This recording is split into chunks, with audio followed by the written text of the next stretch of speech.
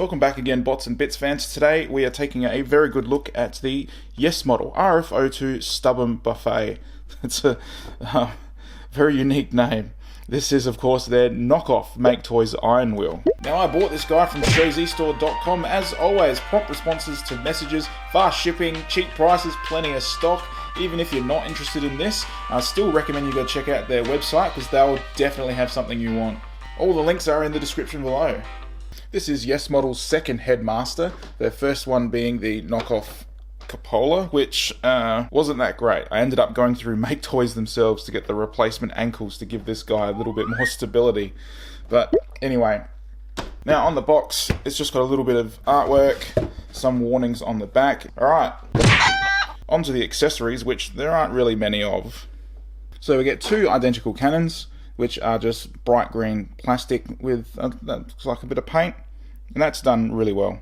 Got the hinge here for hand mode and then on top of the vehicle mode. Both of them are done well.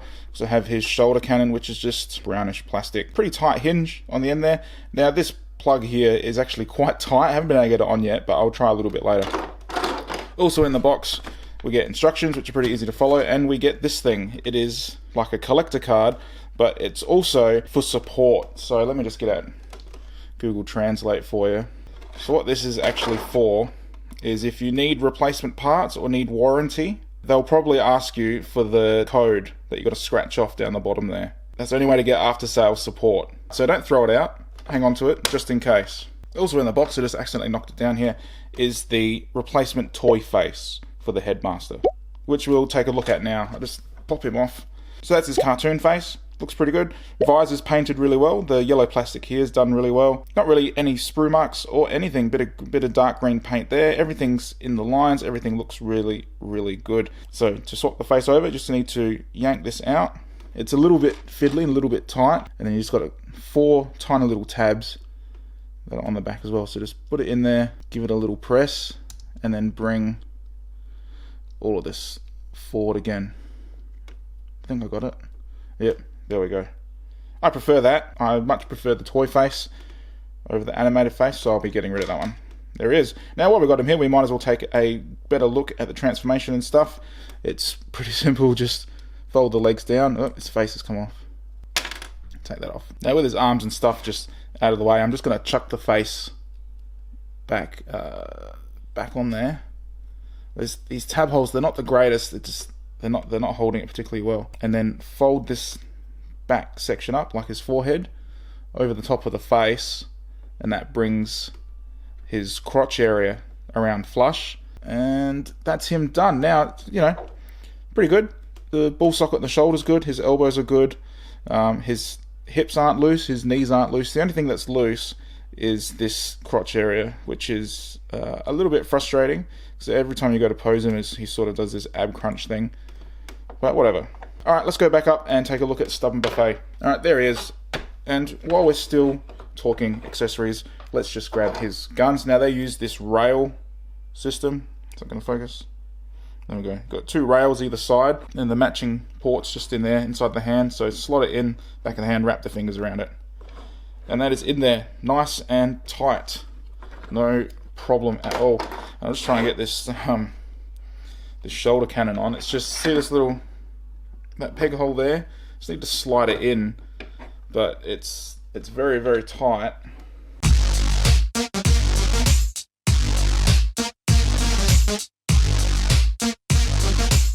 Total pain in the ass. Let's try that again.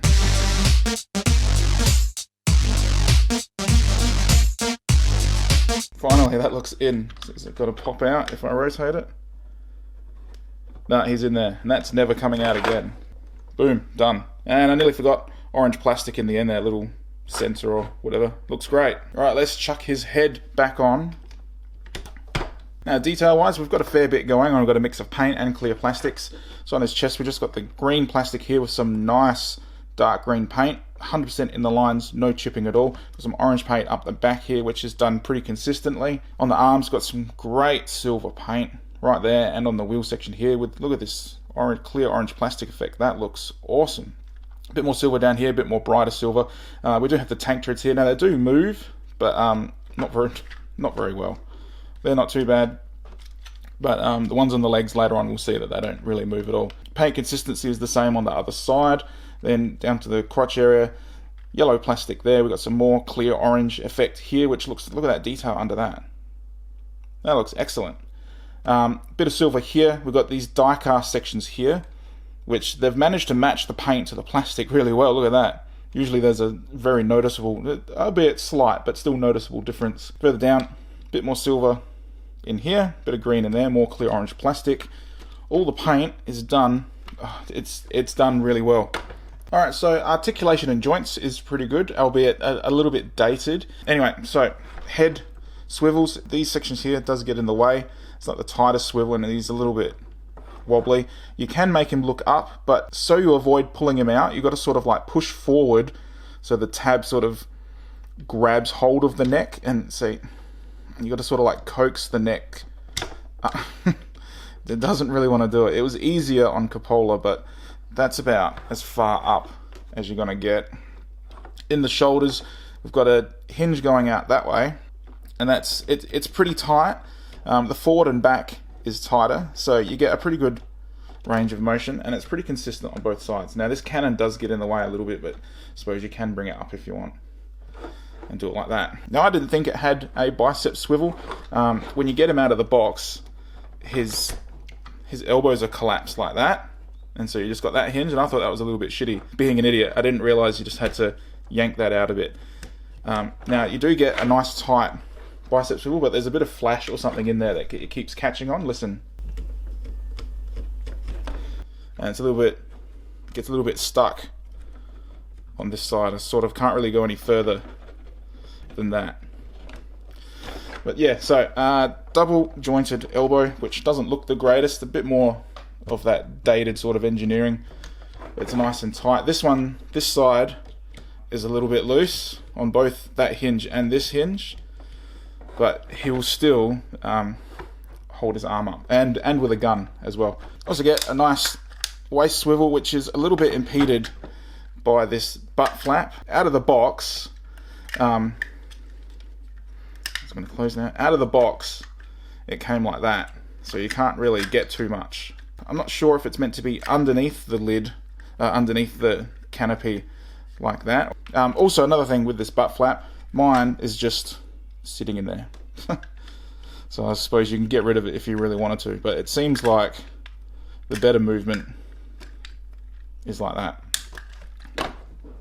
Alright, next down to the legs. Now these legs are super heavy, so the ratchets don't do a too bad job considering. All the way out is nice, and it holds, you know, a little bit of a shake and it drops.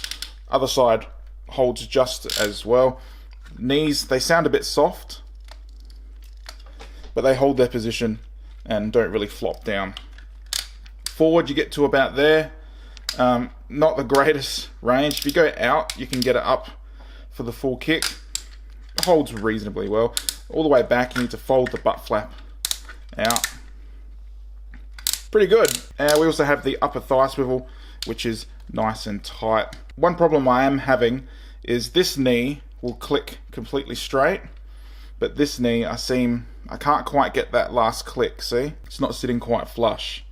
I just can't get it just to go that one little bit further, but that's fine. I'm not too fussed about that. Down to the feet, we've got a nice stiff pivot, plus the rotation, and we've got a little bit forward and back, which isn't loose at all, and we've also got the heel spur, which just folds like that. I use the heel spur for like in the running pose, so I sort of position him like that and fold the heel spur, giving him a bit of stability. Now, as you just saw when I was positioning him, he does have a little bit of a wobble happening there. It's the ankles and the knees combined. It's nothing really. He's not falling over. See, he's not falling over. It's just, yeah, it's fine. It's good. He stands, he poses. I'm digging it so far.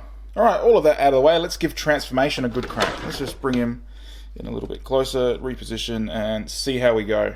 So first up, we're going to lift these panels up, extend that out a bit, and the hand goes that way.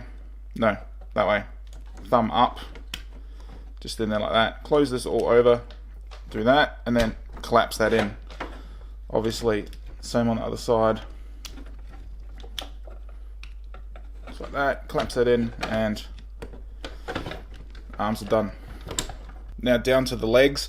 We're just going to fold these heel spurs away. These sections here, we're going to slide them down. Now mine, they're not glued together. If you look, they're just sitting there. It's up to you whether you glue them back on. This one seems fine, but this one gradually comes apart as you transform it. Heel spurs away.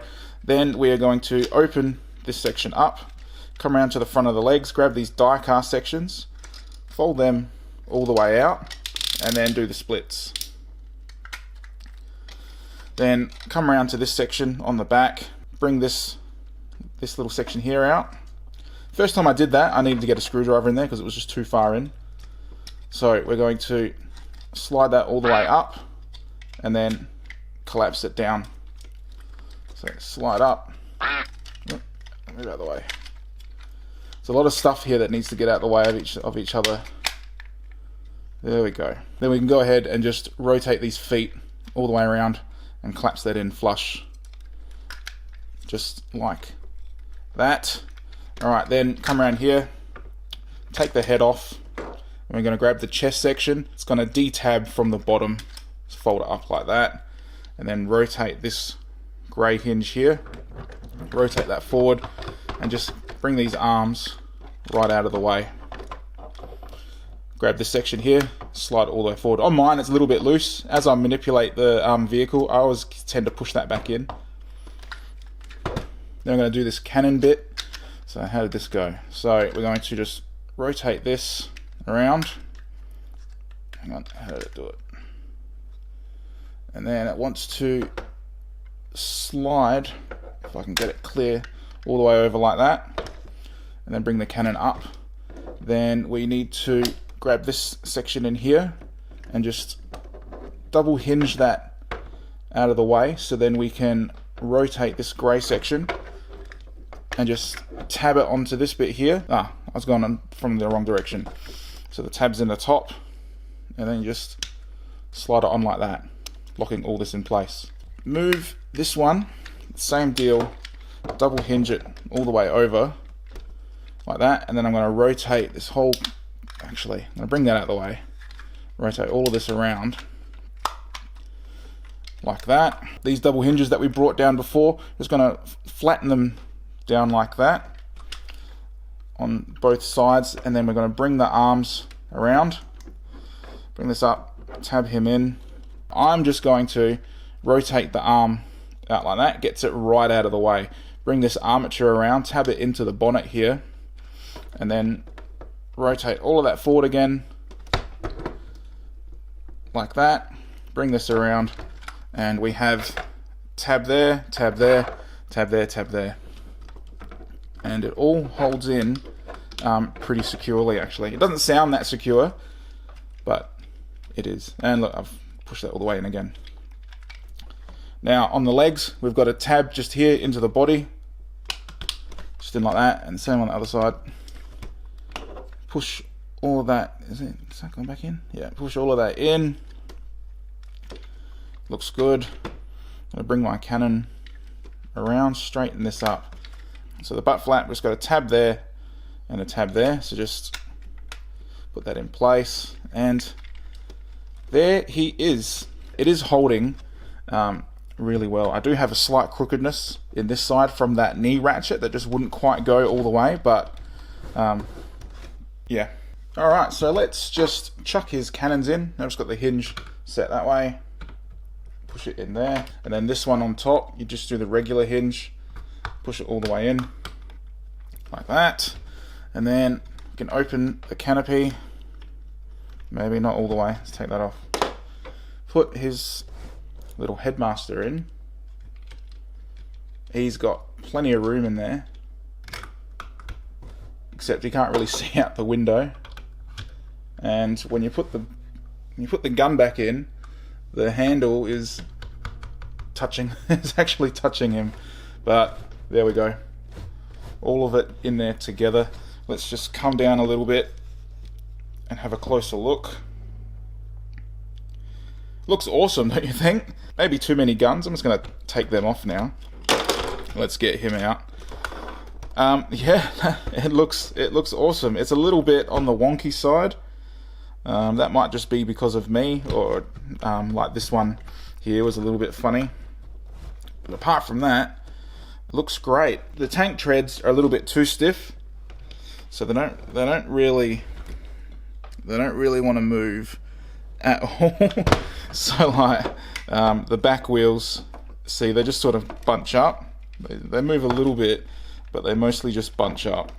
Yeah, turret rotates a little bit. I can't really turn. I can turn that way, not too bad, but I can't really get the other direction much at all. Just there's something in the way there, and that's a lot of the bits and pieces on this. They sort of get in the way of each other, and look, now these things are coming apart. They get in the way of each other a little bit. You sort of got to like bend and lift things over each other, which it's not ideal. Oh, one more thing I nearly forgot. The extra face is supposedly meant to be able to be stored in the back of the canopy here. Got this little section. Turn upside down. Can you see that? Just this back section here. Now I think you put the chin facing the front. Just chin this way to fit. Oh, come on.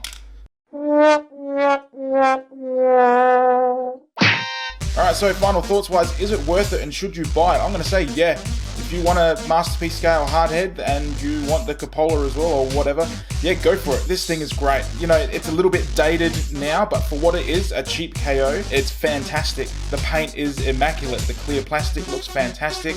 All of the other plastics are nice and strong. They're not swirly, they're not chipped, they're not nothing. This thing is 100% what it's meant to be. The design is a little bit dated now. Some things are a little bit frustrating when posing, but yeah, that's pretty much it. I did have a couple of issues. Just one knee ratchet I couldn't get to click, and when I had it in tank mode, it was just a slight little bit of a angle to the tank treads, a little bit of wonkiness there. I don't really care about that. Considering the price of this KO, I would expect that and more from an actual third-party company. So I'm pretty impressed with it. So if you're after one of these, I highly recommend it. And that's it. Now, if you like this video and you enjoy what I'm doing, please like and subscribe to my channel. Remember to check out my Facebook for daily news and updates on KO and third-party stuff. Also, check out my Instagram account, #botsandbits, all one word. And as always, guys, thank you very much for your time, and thanks for watching.